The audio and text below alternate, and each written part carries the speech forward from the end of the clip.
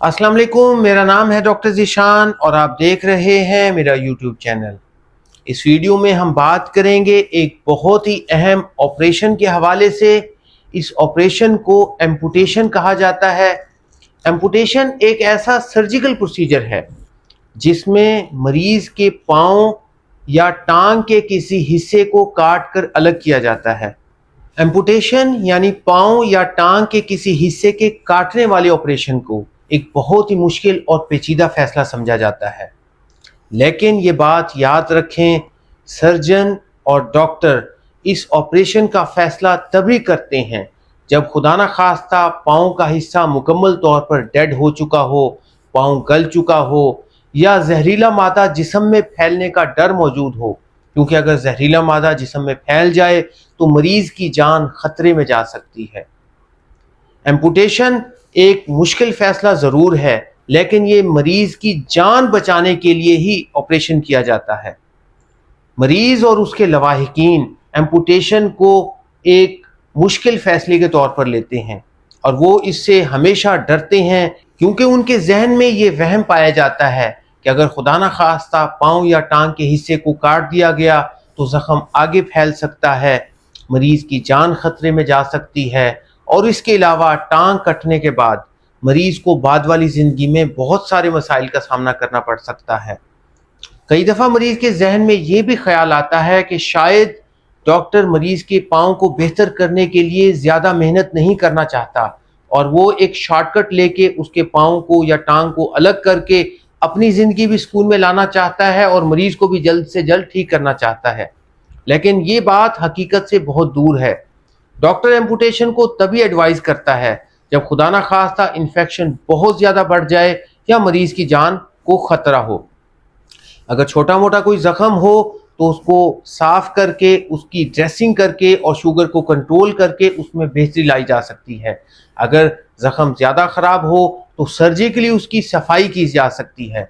और अगर पाँव के अंदर या टांग के अंदर रेशा पाया जाता हो तो रेशे को निकालने के लिए उस पर चीरा लगाया जाता है। तो ये सारी की सारी कोशिशें तभी की जाती हैं कि पाँव मरीज का बच जाए और उसका खुदा न खास्ता पाँव या टांग काटनी ना पड़े। एम्पुटेशन के डर और खौफ की वजह से लोग बहुत सारे अताई डॉक्टर्स के पास या क्वैक्स के पास चले जाते हैं और वो उनको झूठी तसल्ली देते रहते हैं कि हमसे पट्टियाँ करवा लें, हमसे इलाज करवा लें, आपका पाँव काटने से बच जाएगा, आपकी टांग हम बचा देंगे। लेकिन अक्सर औक़ात देखा गया है कि क्वैक से इलाज करवाकर ज़ख़म एक तो मज़ीद तेज़ी के साथ बढ़ जाता है और खुदा न खास्ता जब मरीज़ के जिस्म में जहरीला मादा और रेशा फैल जाए, मरीज़ सेप्सिस में चला जाए और उसकी जान खतरे में चली जाए, तो फिर वो दोबारा सर्जन के पास वापस आता है।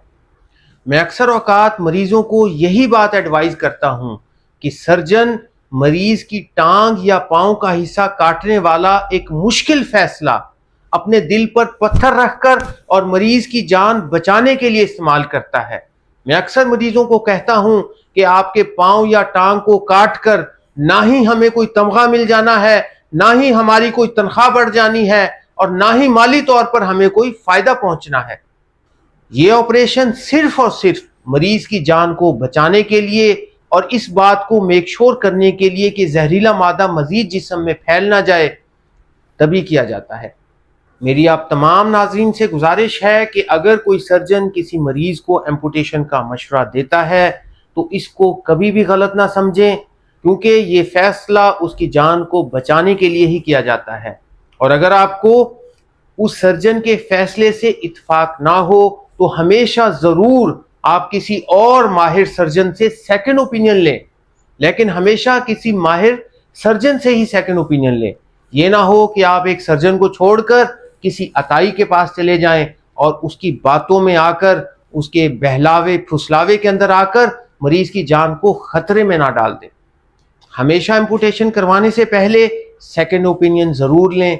एक दो सरकारी हस्पतालों के अंदर किसी माहिर सर्जन को लाजमी चेक करवाएं और उसके बाद अल्लाह का नाम लेकर एम्पुटेशन का दुरुस्त और बरवक्त फैसला करें, मरीज की जान को बचाने के लिए और मरीज की जिंदगी को सुकून दिलाने के लिए।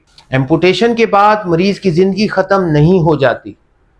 اگر مریض کا زخم بھر جاتا ہے تو مصنوعی ٹانگیں یعنی پروستھیسس موجود ہوتی ہیں، اور آج کل بہت زبردست اور اچھی کوالٹی کے پروستھیسس پائے جاتے ہیں۔